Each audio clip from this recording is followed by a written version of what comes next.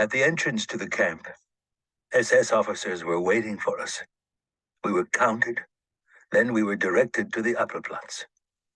The orders were given over the loudspeakers. Form ranks of fives, groups of 100, 5 steps forward. I tightened my grip on my father's hand, the old familiar fear not to lose him. Very close to us stood the tall chimney of the crematorium's furnace. It no longer impressed us. It barely drew our attention. A veteran of Buchenwald told us that we would be taking a shower and afterward be sent to different blocks. The idea of a hot shower fascinated me. My father didn't say a word. He was breathing heavily beside me. "Father," I said, "just another moment. Soon we'll be able to lie down. You'll be able to rest." He didn't answer. I myself was so weary that his silence left me indifferent.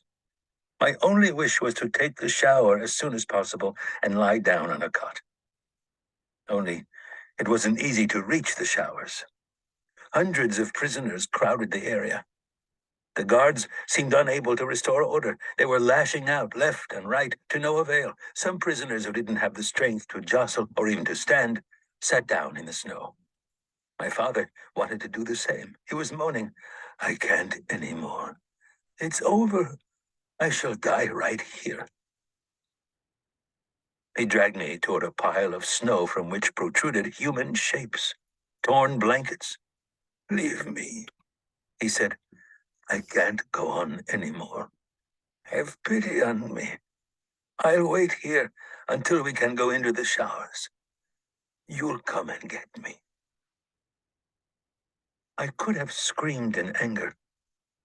To have lived and endured so much, was I going to let my father die now? Now that we would be able to take a good hot shower and lie down? "Father," I howled, "Father, get up right now. You will kill yourself." And I grabbed his arm. He continued to moan, "Don't yell, my son. Have pity on your old father.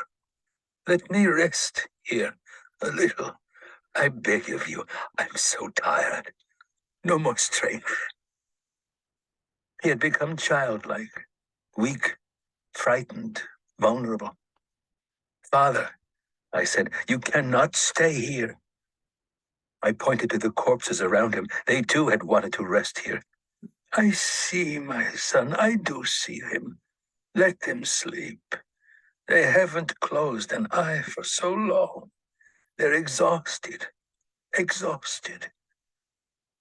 His voice was tender. I howled into the wind, "They're dead. They will never wake up. Never. Do you understand?" This discussion continued for some time. I knew that I was no longer arguing with him, but with death itself. With death that he had already chosen. The sirens began to wail. Alert. The lights went out in the entire camp. The guards chased us toward the blocks. In a flash, there was no one left outside. We were only too glad not to have to stay outside any longer in the freezing wind. We let ourselves sink into the floor. The cauldrons at the entrance found no takers. There were several tiers of bunks. To sleep was all that mattered. When I woke up, it was daylight. That is when I remembered that I had a father. During the alert, I had followed the mob, not taken care of him. I knew he was running out of strength, close to death, and yet I had abandoned him. I went to look for him. Yet at the same time, a thought crept into my mind. If only I didn't find him. If only I were relieved of this responsibility, I could use all my strength to fight for my own survival, to take care only of myself. Instantly, I felt ashamed. Ashamed of myself. Forever. I walked for hours without finding him. Then I came to a block where they were distributing black coffee. People stood in line, quarreled. A plaintive voice came from behind me. "Eliezer, my son, Bring me a little coffee. I ran toward him. Father, I've been looking for you for so long. Where were you? Did you sleep? How are you feeling? He seemed to be burning with fever. I fought my way to the coffee cauldron like a wild beast, and I succeeded in bringing back a cup. I took one gulp, the rest was for him.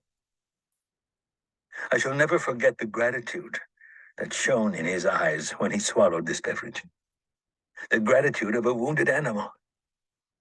With these few mouthfuls of hot water, I had probably given him more satisfaction than during my entire childhood.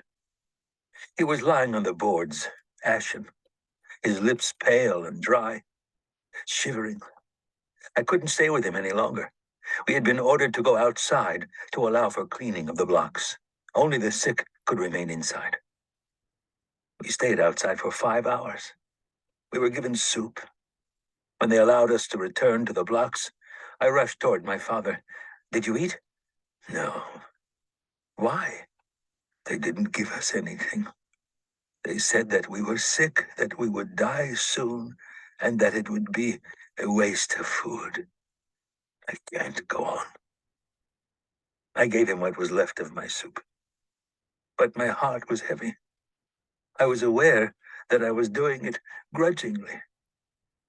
Just like Rabbi Eliyahu's son, I had not passed the test.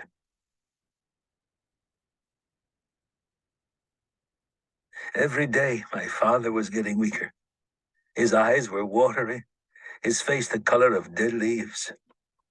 On the third day after we arrived in Buchenwald, everybody had to go to the showers, even the sick who were instructed to go last. When we returned from the showers, we had to wait outside a long time. The cleaning of the blocks had not been completed. From afar, I saw my father and ran to meet him. He went by me like a shadow, passing me without stopping, without a glance. I called to him. He did not turn around. I ran after him. Father, where are you running? He looked at me for a moment, and his gaze was distant, otherworldly, the face of a stranger. It lasted only a moment, and then he ran away. Suffering from dysentery, my father was prostrate on his cot with another 5 sick inmates nearby. I sat next to him, watching him. I no longer dared to believe that he could still elude death. I did all I could to give him hope. All of a sudden, he sat up and placed his feverish lips against my ear. Eliezer, I must tell you where I buried the gold and silver. In the cellar. You know? And he began talking, faster and faster, afraid of running out of time before he could tell me everything. I tried to tell him that it was not over yet, that we would be going home together.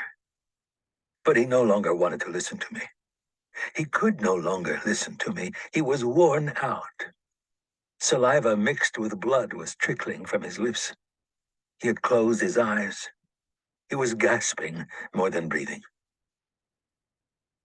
For a ration of bread, I was able to exchange cots to be next to my father. When the doctor arrived in the afternoon, I went to tell him that my father was very ill. Bring him here.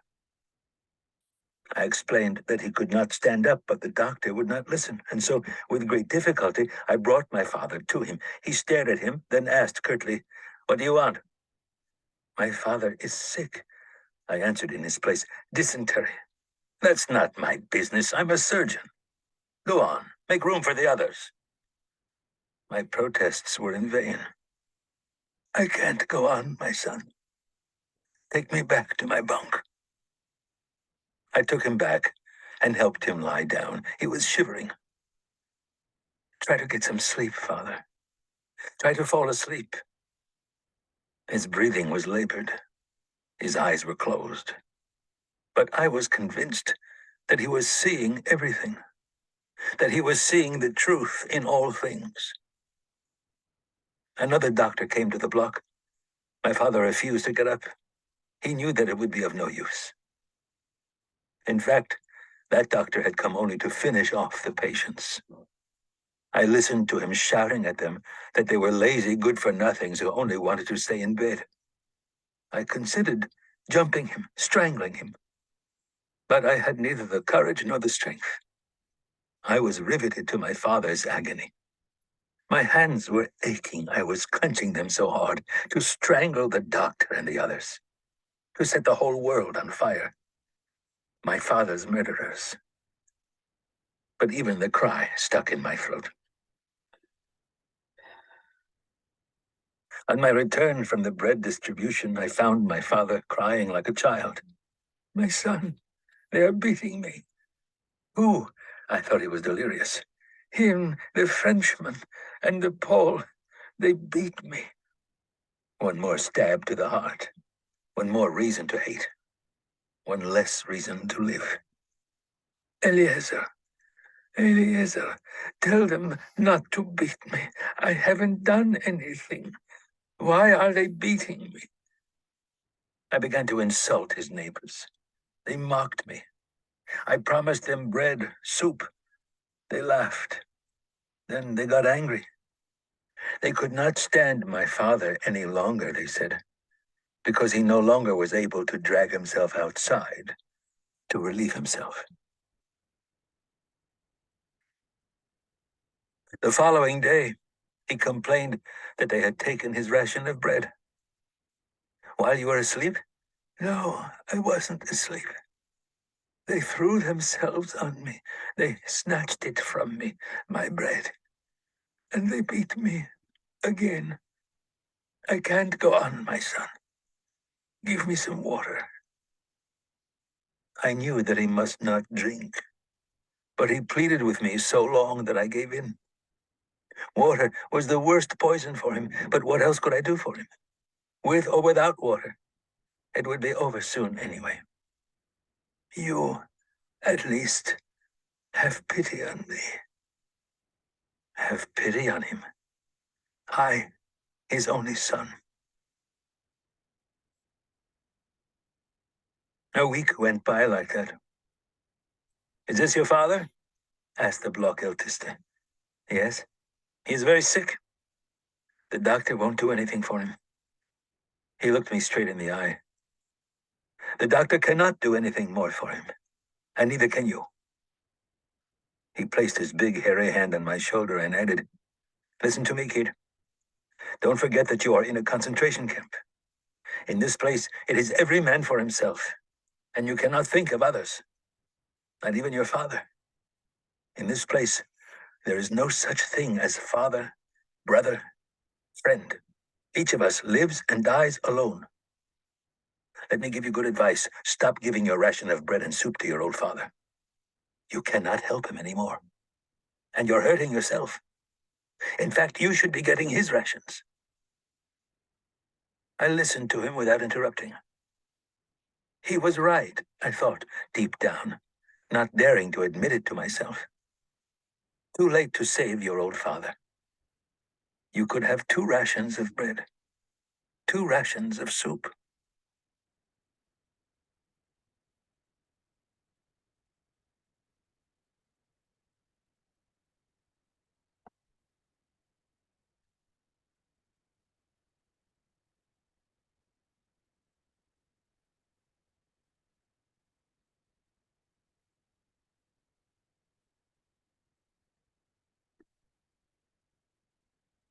At the entrance to the camp, SS officers were waiting for us.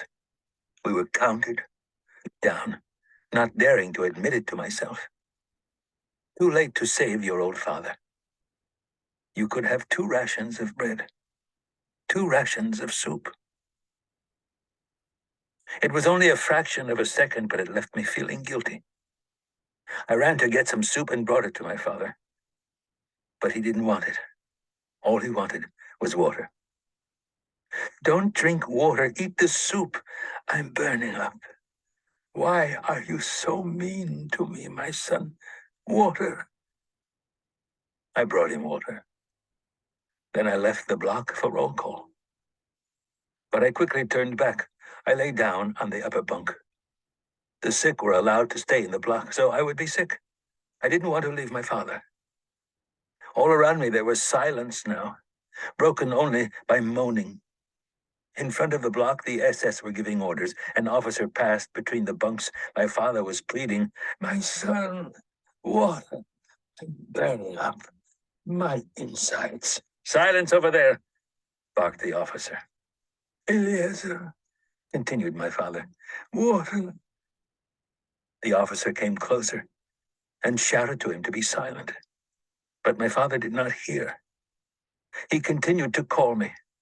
The officer wielded his club and dealt him a violent blow to the head. I didn't move. I was afraid. My body was afraid of another blow, this time to my head. My father groaned once more. I heard, "Elias." I could see that he was still breathing in gasps. I didn't move.